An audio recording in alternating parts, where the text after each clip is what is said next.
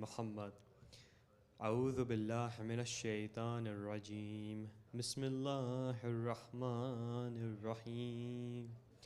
يا أيها المزمل قم الليل إلا قليلا نصفه أو انقص منه قليلا أو زد عليه ورتل القرآن ترتيلا إن سنلقي عليك قولا ثقيلا إن ناشئة الليل هي أشد وطئا وأقوم قيلا إن لك في النهار سبحا طويلا واذكر اسم ربك وتبتل إليه تبتيلا رب المشرق والمغرب لا إله إلا هو فاتخذه وكيلا واصبر على ما يقولون واهجرهم حجرا جميلا وذرني والمكذبين أولي النعمة ومهلهم قليلا إن لدينا أنكالا وجحيما وطعاما ذا غصة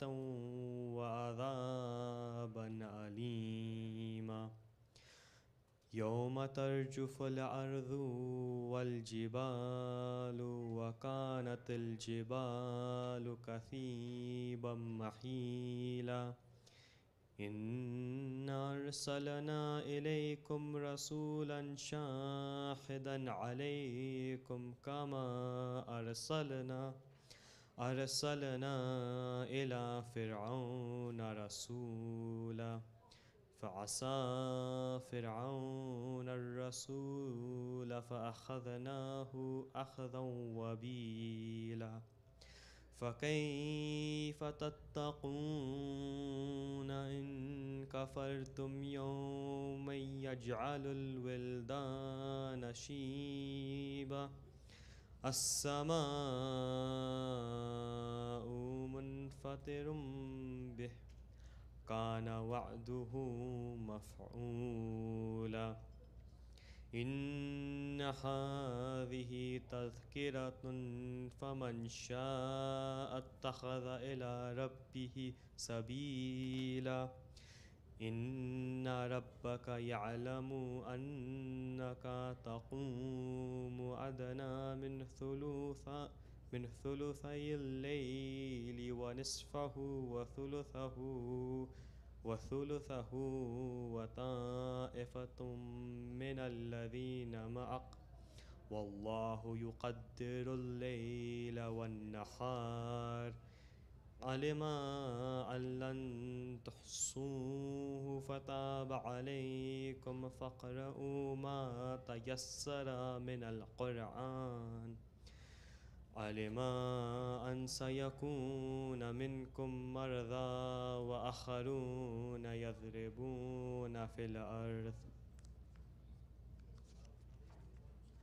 الأرض يبتغون من فضل الله وآخرون يقاتلون في سبيل الله فاقرؤوا ما تيسر منه وأقيموا الصلاة وآتوا الزكاة وأقرضوا الله قرضا حسنا وما نقدموا لأنفسكم من خير تجده عند الله هو خيرا وأعظم أجرا واستغفر الله إن الله غفور رحيم صدق الله العلي العظيم. اللهم صل على محمد وآل محمد.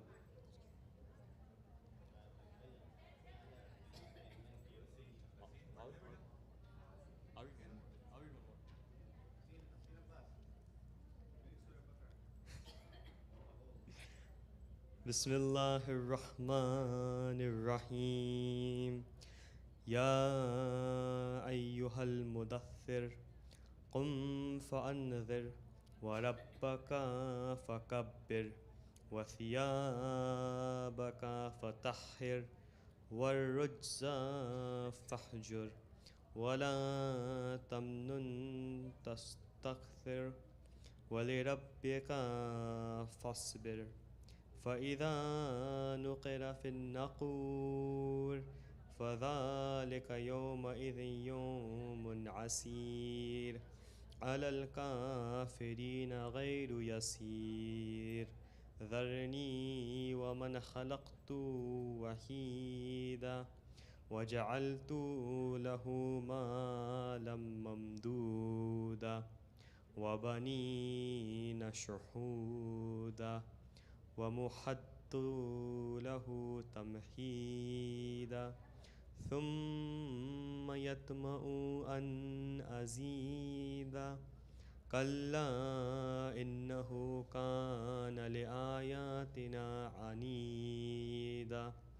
سأرهقه صعودا إنه فكر وقدر فقتل كيف قدر ثم قتل كيف قدر ثم نظر ثم عبس وبصر ثم أدبر واستكبر فقال إن هذا إلا سحر يؤثر إن هذا إلا قول البشر سأصله سقر وما أدراك ما سقر لا تبقي ولا تذر لواحة للبشر عليها 19 وما جعلنا أصحاب النار إلا ملائكة وما جعلنا عدتهم إلا فتنة للذين كفروا ليستيقن الذين أوتوا الكتاب ويزداد الذين آمنوا إيمانا ولا يرتاب الذين أوتوا الكتاب والمؤمنون وليقول الذين في قلوبهم مرض والكافرون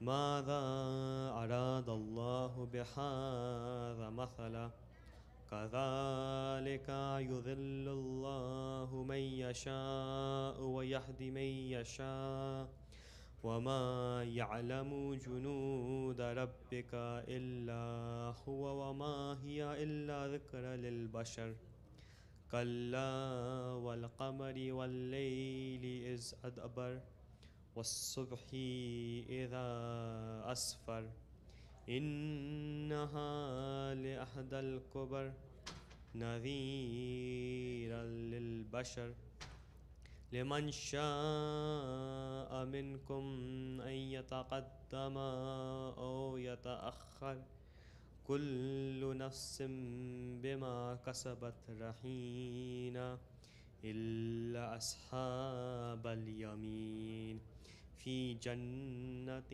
يتساءلون عن المجرمين ما سلككم في سقر قالوا لم نكن من المصلين ولم نكن نطعم المسكين وكنا نخوض مع الخائضين وكنا نكذب بيوم الدين حتى أتانا اليقين فما تنفعهم شفاعة شافعين فما لهم عن التذكرة مؤرضين كأنهم حمور مستنفرة فرت من قسورة بل يريد كل امرئ منهم أن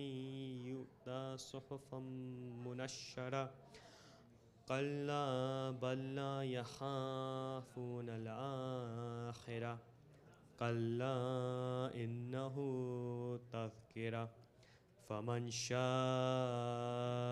ذكره وما يذكرون إلا أن يشاء الله هو أهل التقوى وأهل المغفرة صدق الله العلي العظيم اللهم صل على محمد وعلى محمد أعوذ بالله من الشيطان الرجيم بسم الله الرحمن الرحيم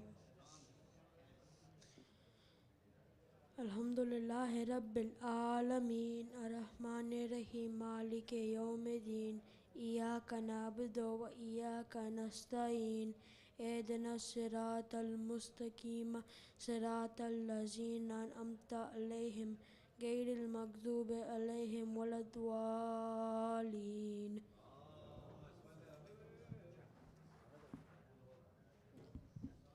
بسم الله الرحمن الرحيم قل هو الله أحد الله الصمد لم يلد ولم يولد ولم يكن له كفوا أحد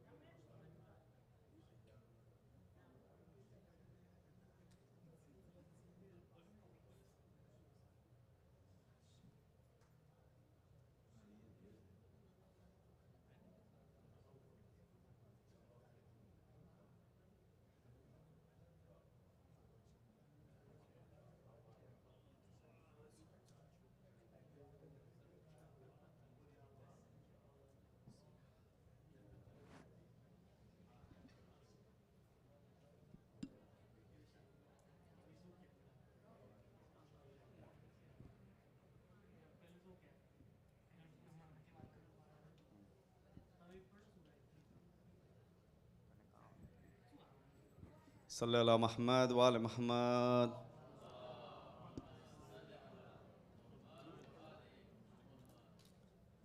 As we wait for Sheikh Jafar Ladak to come, we'll do Dua Imam Zwana together. اللهم صل على محمد وآل محمد بسم الله الرحمن الرحيم اللهم كل وليك الحجة ابن الحسن صلواتك عليه وعلى آبائه في هذه الساعة وفي كل ساعة وليا وحافظا وقائدا وناصرا ودليلا وأينا حتى تسكنا وارزقا توا وتمتع فيها طويلا برحمتك يا أرحم الراحمين. صلوات اللهم صل على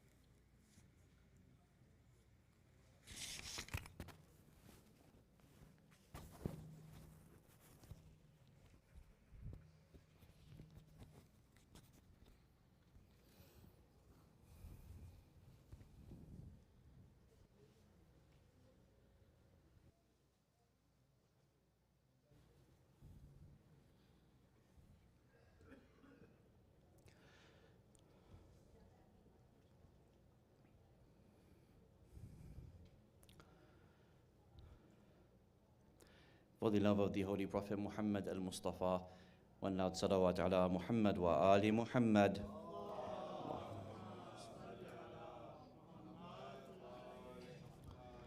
Please open your Qur'ans to the following chapters and to the following ayat. First, you will need from Surah At-Takwir,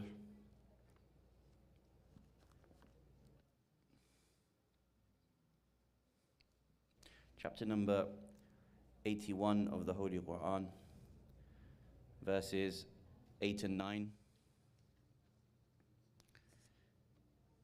And then after that, you will need Surah Al-Fajr, which is chapter number 89 of the Holy Quran,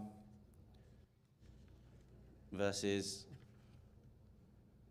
17 onwards. 1-7.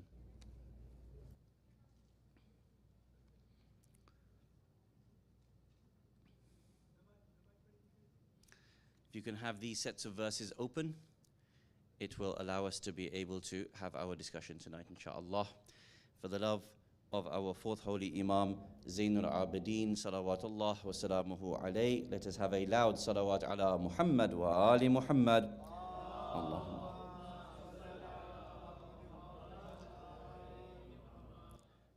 أعوذ بالله من الشيطان الرجيم. بسم الله الرحمن الرحيم. الحمد لله رب العالمين.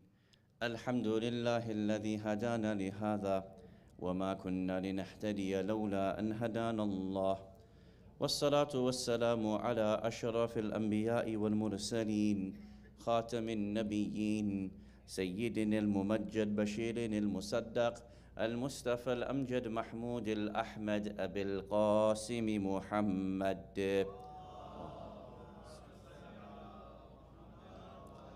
وعلى أهل بيته الطيبين الطاهرين المعصومين ولعنة الله على الظالمين من الأولين والآخرين. أما بعد، فقد قال الله سبحانه وتعالى في كتابه المجيد وقوله الحق: بسم الله الرحمن الرحيم.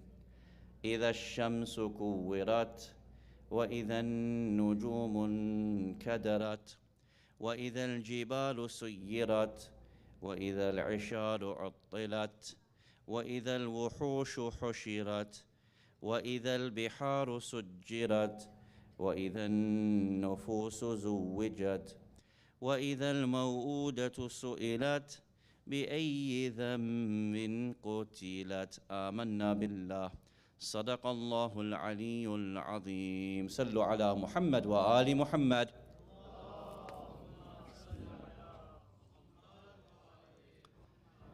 Awaited Savior of humanity, Imam al-Mahdi alayhi salam, my respected scholars, teachers, elders, brothers and sisters, Assalamu alaikum jami'an wa rahmatullahi wa barakatuh.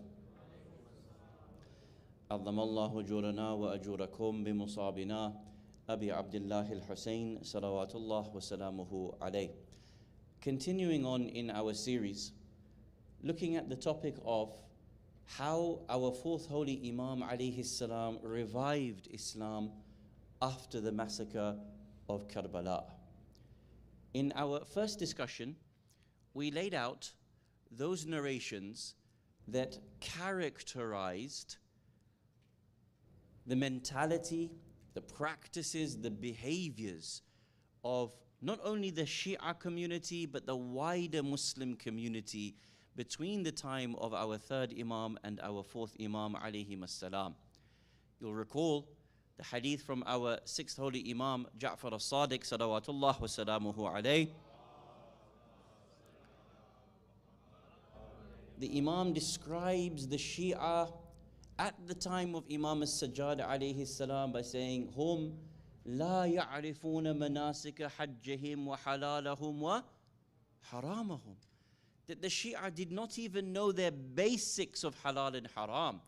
But through the movement of Imam as-Sajjad alayhi salam and the movement of Imam al-Baqir alayhi salam, he says that he took the Shia to such a pedestal where even the awam of the nas, the ordinary wider Muslim community, became reliant upon the Shia to the same extent by which previously the Shia were reliant on the non-Shia. This is an incredible trajectory. How did Imam al-Sajjad alayhi salam do this? Yesterday, we looked at the opening chapters of the Holy Quran in the Tartib and Nuzuli, in the order of revelation. 10 points. Who remembers what was the first chapter of the Quran to be revealed in the Tartib? Ahsan, Surah Al-Alaq. Ahsan. And what was the second chapter to be revealed in the order of revelation? 20 points. Ahsantum, Surah Al-Qalam. And between Surah Al-Alaq and Surah Al-Qalam, you saw for the first time the normalization of being able to speak against tyranny. Whereas previously, no one dared to be able to speak against the elite of the Quraysh. Now it was normal that the Quran gave the space for people to say, I want to think for myself. I want to believe for myself. And when I see wrong, I will challenge it. One of the first duties of our fourth Imam, Zainul Abidin, salawatullah wa salamuhu alayh, was to re-normalize this behavior amongst the Muslim Ummah that had become cowardly and afraid at the sword of Banu Umayyah, la'natullahi alayhim ajma'een. You recall yesterday we gave the example of the sermons in Kufa by people like Fatima, the daughter of Imam al-Hussein alayhi salam. We mentioned the companions, for example, like Zayd bin Arqam, or for example, Anas bin Malik, who would dare now to be able to speak out against the tyrants of the time. Or people like Abdullah ibn Afif that would become the first martyrs after the event of Kerbala. Whom gave this to them? Whom gave them their voice back after Banu Umayyah had all but taken it away from them? Our fourth Imam alayhi salam and his movement, being able to speak out, gave everybody else the impetus to be able to speak out. And of course, as yesterday's conclusion, it shows us that how much of our faith is rooted in the practice of being able to speak against tyranny. Because without that, without the core tenet of Amr bil Ma'ruf wa Nahi anil Munkar, all of us get swept away by the tyranny of the pharaohs of the time.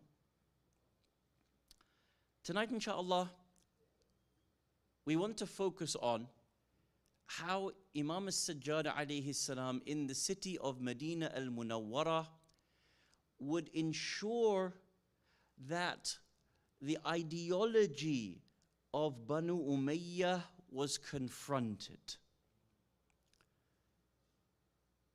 A principle in Islamic sociology is that when there is a corruption in society, Islam responds to that corruption relentlessly until the behaviors of people are changed. It does not look at friend and favor. If it sees a corruption, it identifies the logic of that corruption, where it came in, and how we can practically respond to it. In some cases, it needs to be an ethical change. Sometimes it might be an economic change. Sometimes a political change. But wherever those problems come in, Islam doesn't just say, okay, do this, do that. The Quran would reveal ayat after ayat after ayat from different angles of behavior in order to be able to force change in people. And that change was enacted in the behavior of the Holy Prophet Muhammadin al-Mustafa sallallahu alayhi wa alihi wa sallam.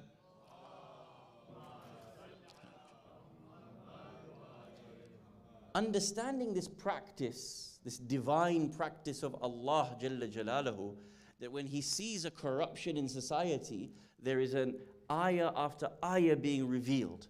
and that the sunnah of the Prophet is to enact that, in the same way, Imam al-Sajjad alayhi salam identified certain corruptions that were plaguing the people of Medina by the oppressions of Banu Umayyah, and was relentless in pushing back against those corruptions. When, through his behaviors, when, through his own example, people saw the difference between how he behaved and the corruption that Banu Umayyah were trying to put in, the people understood the difference between the sunnah of Islam and the sunnah of Banu Umayyah, and then were able to choose which one they wanted. And of course, insha'Allah, for the majority of them, they wanted to return back to the sunnah of Islam itself. Tonight, insha'Allah, what we'll show you is this principle from the Quran, that it is relentless. When it sees a corruption, the ayat are revealed one after another to stop it, that the Prophet himself would enact that behavior in order to be able to stop it. And then when we understand the principle, we will demonstrate that example in the personality of our fourth holy Imam, Zainul Abidin, salawatullah wa salamuhu alayh.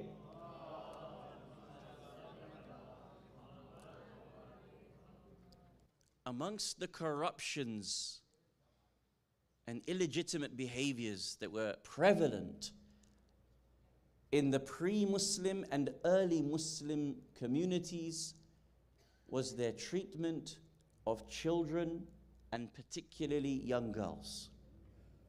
You know very well that they used to bury their daughters alive. You know very well that it was normal to hate upon women and upon girls because the Arabs imagined that they were a burden and a cost. Moreover, because it was a society which was rooted on violence and tribal warfare, it was the behavior and the norm of the Arabs that if one tribe defeated the other, they would take the women and children of the defeated tribe as slaves for themselves, and everything, na'udhu billah, that would follow off the back of that. So it was ingrained within them that there was no value to women, no value to children, except when it was either a boy or it was a means of showing off. One of the great problems of the Arabs was that when they had a bigger tribe with more family members, it was assumed that they were then more powerful. And so the only time having this bigger family was of benefit to them was as a means of pride and arrogance between them and other tribes. Now think about this very carefully as a genuine sociological question. If you were the Prophet, or if you were a young Muslim has just been brought into a burgeoning faith, genuinely speaking, practically speaking, how do you break that behavior? How do you change the mentality? How do you overturn a culture that is rooted in misogyny, extremism, hatred, belittling of the other? Would it suffice for just one verse to be revealed? No. Multiple, ongoing number of ayats would need to be revealed in various different angles to push back on those behaviors in order to show how this behavior is truly vile and illegitimate. Would that be sufficient? No. It also needed the perfect example of the Prophet to enact that in every single day of life, every single conversation, in order to push back on those behaviors, to demonstrate a different behavior, until eventually, after months and years of relentless responding to those behaviors, would those behaviors finally be uprooted from their behavior once and for all. This is very important to understand, because sometimes in our own communities there are cultural challenges. And sometimes within our states and within our nations, there are certain challenges. There are overarching cultures and behaviors. When we talk about Islam being a genuine moral force on society, it needs to be a collective push and a relentless behavior in changing those bad behaviors. Otherwise, nothing will actually change. Otherwise, those cultures become too deep-rooted, and simply just talking about it will not actually change it. There needs to be ongoing emphasis, behavioral change, practical things to help us in order to be able to make deep-rooted cultural changes within a community. Let me show you a few verses of the Holy Quran that gives us that picture of how many ayat were being revealed one after another to be able to change that particular behavior. Please open your Qur'ans to Surah At-Takwir, chapter number, who can remind us what's chapter number? Ahsant. If in case anyone hasn't got it, please open Surah At-Takwir, chapter number 81 of the Holy Quran, verse number 8 and 9.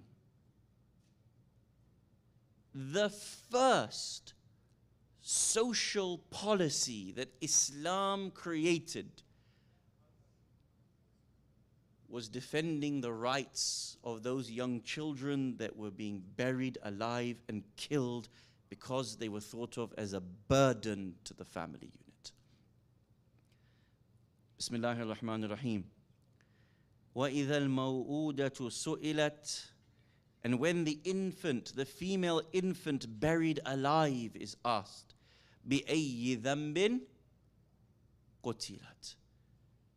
For what reason, what sin was she killed? This was an intervention on the practices, the criminal behaviors of female infanticide. Before then, the Arabs had not been challenged on this behavior. It required the Quran to intervene, and not just to do it once, but to do it time and time and time again. In a couple of different ayat of the Quran, Allah subhanahu wa ta'ala reveals different verses. For example, He mentions, Bismillahir Rahmanir Rahim, وَلَا تَقْتَلُوا أَوْلَادَكُمْ خَشْيَةً إِمْلَاقٍ نَحْنُ نَرْزُقُكُمْ وَإِيَّاهُمْ. Once Allah subhanahu wa ta'ala says, don't kill your children out of poverty. In another He says, don't kill your children out of a fear of poverty. We sustain you, we will sustain them as well. Tell me something, O men. Do you not have a full belly? Are you fed well? Where did that rizq come from? Was it from you or from Allah? It's from Allah. Your whole life, God gave you food. God gave you clothes. God gave you water. God gave you an animal to ride on. God gave you breath in your lungs. What makes you think that the same God will not give that to your children? So don't kill them out of a fear of poverty. The fact that you have been sustained, نَحْنُ نَرْزُقُكُمْ وَإِيَّاهُمْ. We will also sustain your children as well. Now this was huge for the Arabs. This was a logic that's so simple to me and you, so obvious, so blatant, so badihi, but they had not even bothered to think about it. Why? Because their cultures were so prevalent, so overwhelming, that it was not even within their capacity to think. I've been sustained all my life. What makes you think that my daughter will not be sustained as well? When these verses were revealed, it shocked them to the core. It opened up a level of logic that previously they had not even bothered to imagine for themselves. Ayah after ayah after ayah is revealed in order to be able to shake them from their bad behaviors. One more. Turn in your Qur'ans to Surah Al-Fajr. Which chapter number is Surah Al-Fajr? Ahsant, 89. And which verses did we ask you to open? Verses number 17 onwards. Jazakumullah khair. Everybody has it in their Qur'ans on their phones? Should I wait? Or everybody has it? You have it? Bismillahir Rahmanir Rahim. Kalla bal la tukrimun al اليتيم ولا تحاضون على طعام المسكين وتأكلون التراث أكلا لما وتحبون المال حبا جما. Look at another cultural practice of the Arabs at the time of the Prophet sallallahu alaihi wasallam. What did they do? They used to, because of the number of constant wars and killings, and not being a healthy society that lived long, often, very often, there were many orphans that were created within that society. So the uncle would take over wilaya and guardianship of them, and what would happen? There was a systematic practice amongst them that they would usurp the rightful wealth of their own orphans that they were supposed to be looking after. Can you see? So if I died and left an orphan behind and someone else from the family took over and I had left the inheritance to my own daughter or to my own son, that would end up in the pocket of those who were looking after the children. This wasn't a one-off. This was systematic abuse of the wealth that was actually meant to be for the orphans. Now again, think about this. Your prophet, your Quran did not stand for this injustice. And it intervened, and it spoke, and it stopped it, and it revealed verses and practices and behaviors and demanded the change of the people until they realized the logic, they realized what their behaviors were doing to make a corrosive society, and eventually those behaviors were rooted out one by one by one. This is the sunnah of Islam and the Holy Prophet Muhammadin al-Mustafa sallallahu alayhi wa alihi wa sallam. So what do you think would be the sunnah of your fourth Imam, Zainul Abidin salawatullah wa salamuhu alayhi?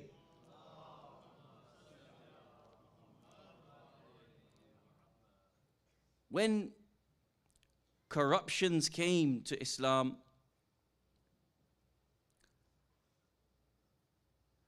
when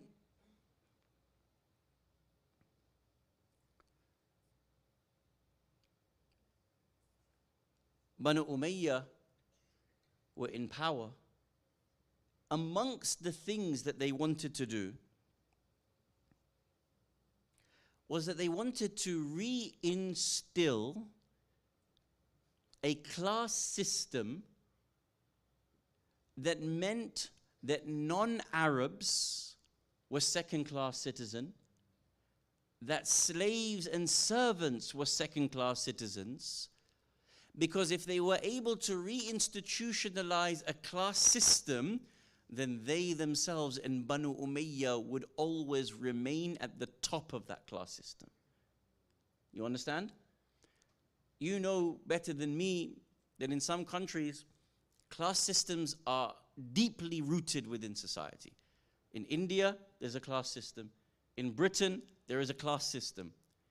And it is almost impossible to be able to break out of those things. Why? Because the people themselves perpetuate it. So long as they continue to consider that there is such a thing as a class system or races, then they continue to perpetuate those ideas.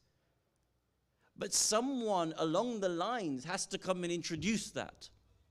The fact that the Prophet and the Quran had managed to break those systems and unite a Muslim ummah looking beyond the ideas of tribal systems, looking beyond the idea of white and black. Islam had achieved this in the 23 years of the Prophet. Verse after verse after verse were revealed. Allah subhanahu wa ta'ala says in the Quran, He wants nations and tribes to be able to get to know one another. Or He'll say, Inna akramakum indallahi atqakum. Or innamal mu'minuna ikhwa. Ayah after ayah after ayah, making sure that there is the principle of equality between human beings and to rid us of the notion of race, rid us of the notion of class. Banu Umayyah wanted to reinstitutionalize these practices and behaviors. Why? So that it would be beneficial to their own pockets, to their own power. If the people believe that there is a class system, that free man is better than slave, that Arab is better than non-Arab, then once that is reborn into the minds of an ummah, then they can always place themselves at the top of the perch, irrespective of whether they are in position or khilafat. Banu Umayyah will always remain at the top of the tree. From the time of Banu Umayyah, and particularly in the period of the fourth Imam, Banu Umayyah tried to reinstitutionalize these particular practices.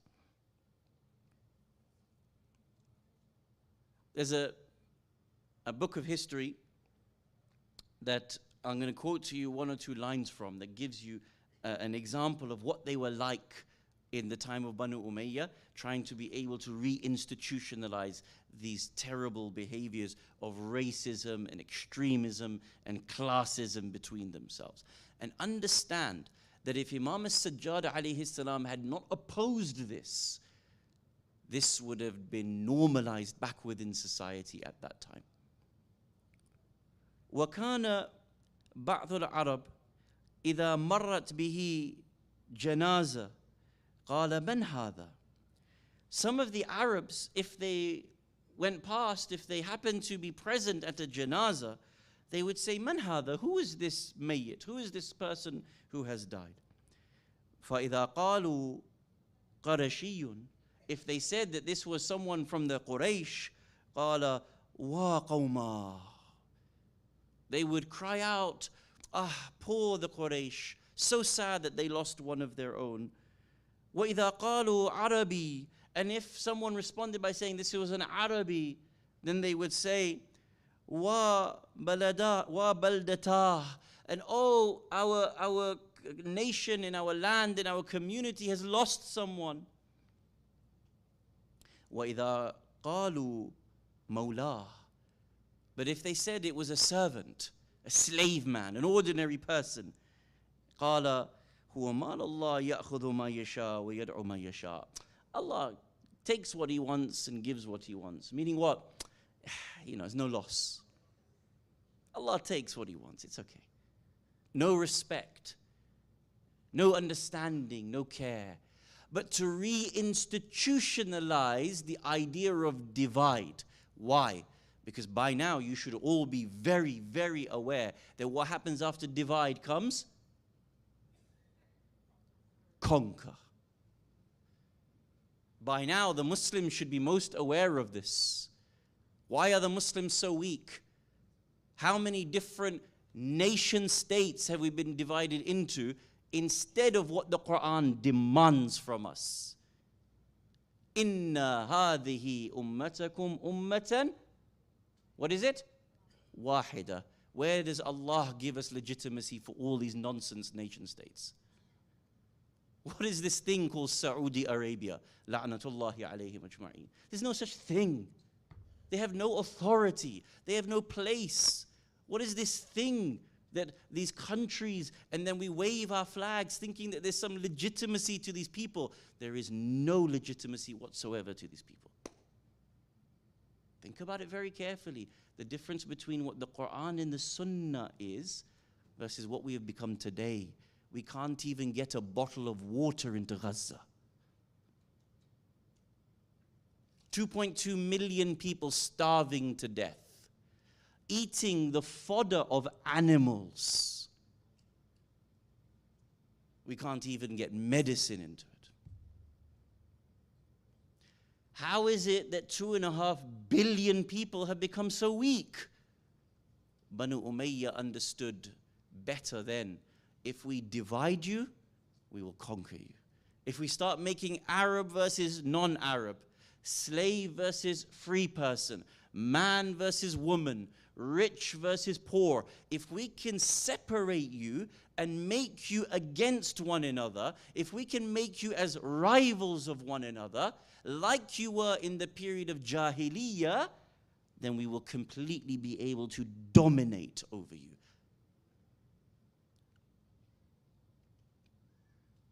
And they tried this time and time and time again. I'll read to you a hadith about our fourth Imam, Zainul Abidin salawatullah wa salamuhu alayhi.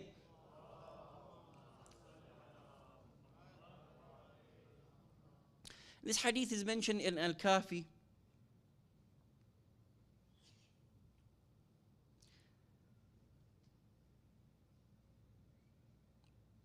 Hadith is as follows. كان لعبد الملك ابن مروان عين.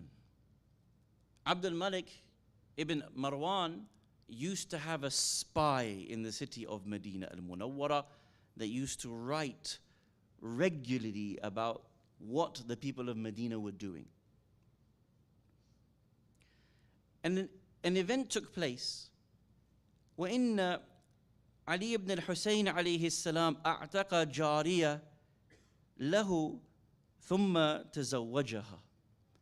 Imam Sajjad alayhi salam freed a slave from amongst his community and then married her. And so the spy wrote this and sent this as a letter to Marwan, Abdul Malik ibn Marwan. In this letter, Abdul Malik wrote the following: أما بعد فقد بلغني تزويجك مولاتك وقد علمت أنه كان في أكفائك من قريش من تجمد بها في السحر. He actually wrote to Imam al-Sajjad alayhi salam and complained that Imam al-Sajjad alayhi salam was marrying someone from outside of Banu Hashim. Why? This is a slave. This is someone lower than you in standing.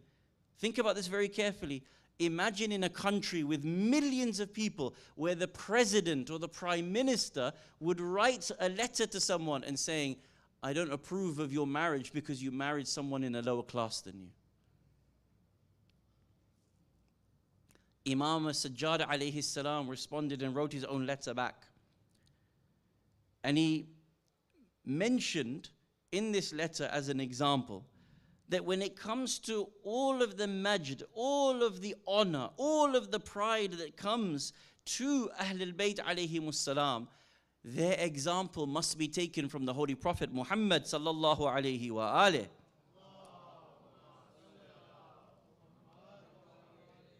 He writes back in this letter, فهمت كتابك ولنا أسوة برسول الله صلى الله عليه وآله فقد زوج زينب بنت عمته زيدا مولاه وتزوج مولاة صفية بنت حي بن أخطب.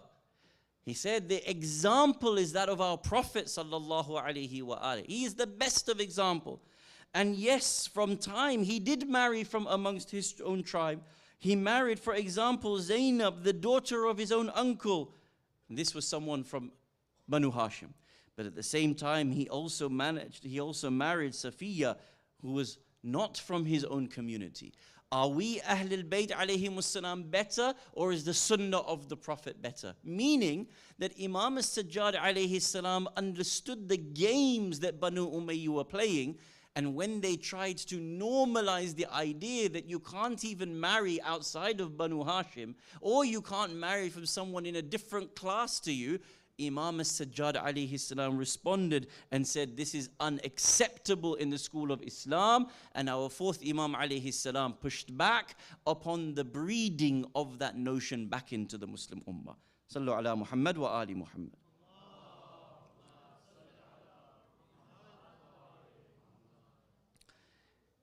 In another hadith, again to understand how Imam alayhi salam tried to be able to stop those practices from coming in and those behaviors being normalized back within the Muslim community. Another hadith about our fourth Imam, Zainul Abidin, salawatullah wa salamuhu alayh.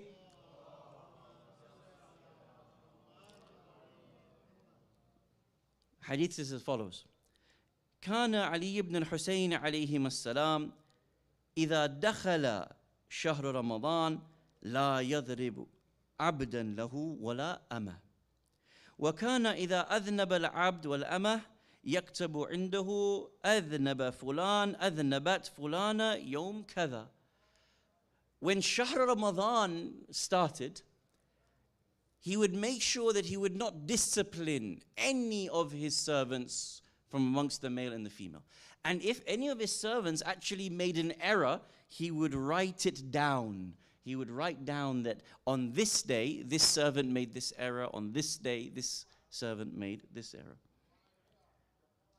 حتى إذا كان آخر ليلة من شهر رمضان دعاهم وجمعهم حوله. When it came to the last night of Shahr Ramadan, Imam al-Sajjad alayhi salam gathered all of those servants around him. ثم أظهر الكتاب, and then he presented the kitab of their deeds back to them, and he would say, Ya fulan, فعلت كذا وكذا, you did this particular thing on this day. وَلَمْ أُؤَدِّبُكَ, and I did not hold you to account or discipline it for you. Is this true? Did you do this? And they would say, yes, indeed, we did do this. And then the Imam, after taking them one by one and saying, did you do this? Did you do this? Did you do this? Imam alayhi salam would tell them, repeat after me. And then they would all have to repeat after him these words. And he would tell them, Oh Allah, you watched my deeds more closely than even how I would watch the deeds of my servants in the house. Oh Allah, for me to be forgiven, I need to first forgive the servants of my house. Therefore, let me forgive the servants of my house, and therefore, oh Allah, forgive me for the things that I have done.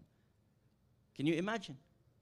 Now, the point I make to you is, if there was going to be this idea of treating servants badly, making them second-class citizens, third-class citizens within the ummah, how could Imam al-Sajjad alayhi salam make sure he held himself to account to the same way he held others to account? And if he wanted forgiveness and change for himself, he had to be able to institutionalize that within his own household. This was the sunnah of your fourth Imam, Zainul Abidin, salawatullah wa salamuhu alayhi.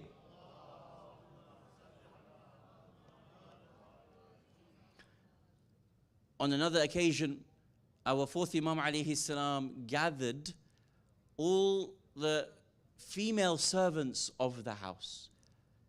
The Imam had a practice. The Imam would purchase servants, and he would teach them and train them, and either offer them, if they want freedom, they could have it, or if they want marriage to Imam, they could have it as well. According to one narration, once a year, the Imam would gather those servants in the house, and he would sit with one of the family members, the female family members in the house, and say to them, if anyone wants freedom, tell me. If anyone needs investment, support, tell me. If anyone wants marriage, tell me. And if you are too shy to tell me directly, here is a female family member of mine whom you can speak to and who can then relay it back to me. The point I make to you is, if you've got Banu Umayyah trying to institutionalize the idea of a classist system and racism within the community for the purposes of divide and conquer, the sunnah of Islam is this: that you actually have to not only push back on it, but be relentless in pushing back in it.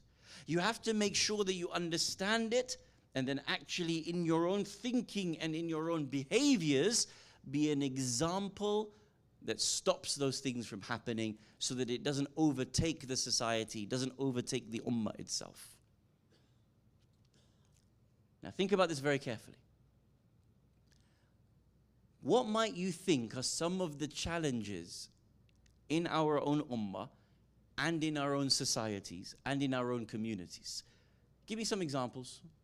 Faizan, give me something, any challenge that you think needs to be pushed back against. He doesn't know I'm asking him this question, huh? This is completely off the cuff for him. Say again? Involvement from the youth.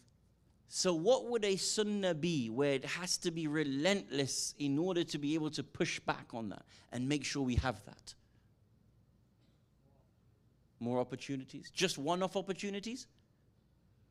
What's the sunnah of the Quran and the Prophet?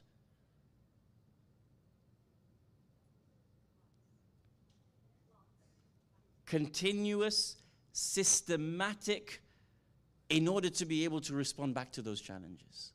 What would be a different challenge within society that you might say is present? Racism.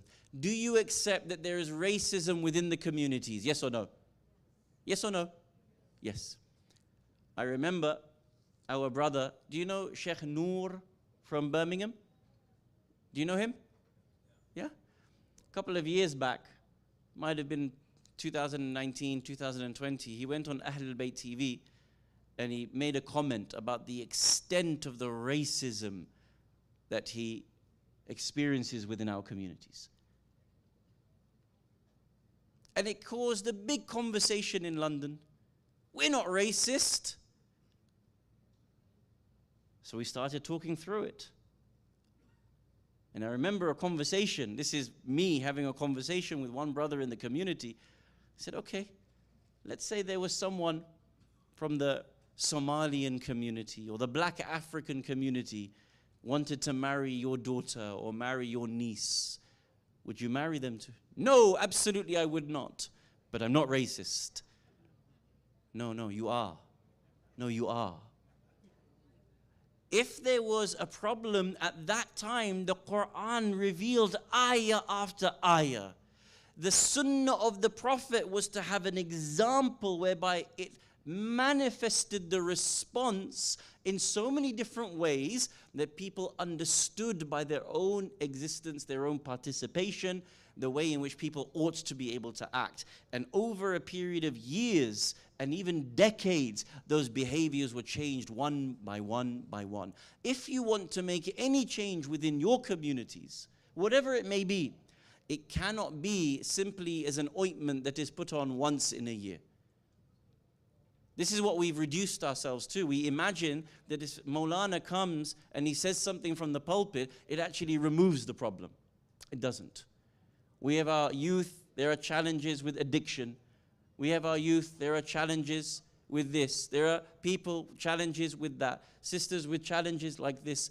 If you want to be able to remove a problem from your communities or societies, it needs to be a genuine plan of understanding where that problem has come in from, where it has started, how it manifests itself, and actually what systematic plan of action there will be in order to be able to change that behavior within a society. This is something that we've lost. We've lost that sunnah of the Quran and the Prophet, the sunnah of Ahlul Bayt alayhimus salam, and the way in which they used to do this. One last hadith of our fourth Imam, Zainul Abidin, salawatullah wa salamuhu alayh. Look at the way in which he tries to reinstitutionalize the love and equality between people at that time. Banu Umayyah are seeking drastically to break it. Imam alayhi salam said the following: نظر المؤمن في وجه أخيه المؤمن للمودة والمحبة له عبادة. Just the gaze of a faithful, of a mu'min towards the face of his brother, for the sake of his love and affection, is ibadah. Whilst Banu Umayyah wanted to reinstitutionalize classisms, extremisms, racisms, divisions, Imam al-Sajjad alayhi salam is doing the opposite and saying, even just a gaze in the direction of your brother with love is ibadah in the way of Allah subhanahu wa ta'ala. Look at the difference. The sunnah of the fourth Imam was relentless in stopping Banu Umayyah, in bringing the ummah back to the period of Jahiliyyah.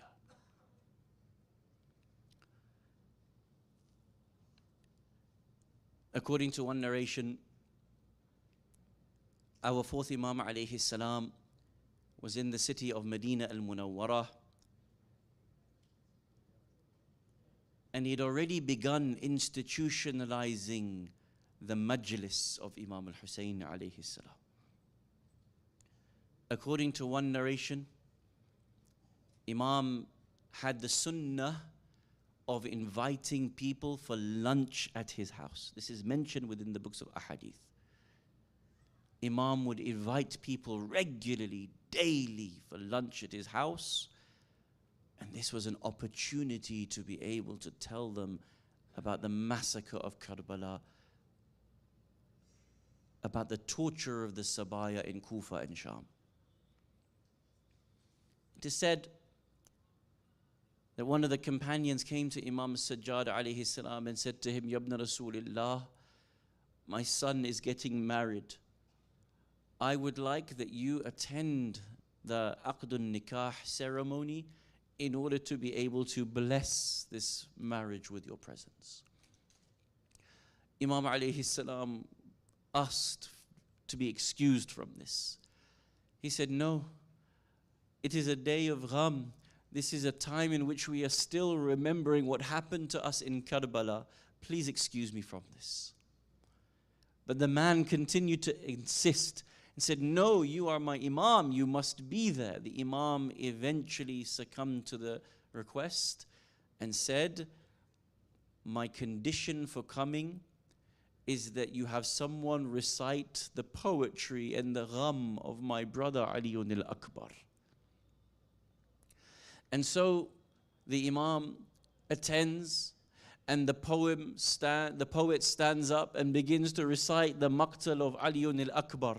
And you remember when Aliun al-Akbar is fighting so bravely on the battlefield, but due to the heat and the thirst that was overcoming him, he had to take off that chainmail that was surrounding his body to keep him protected. The enemy of God had turned to his own companions of Yazid's army and said, I will make Hussein weep for this child.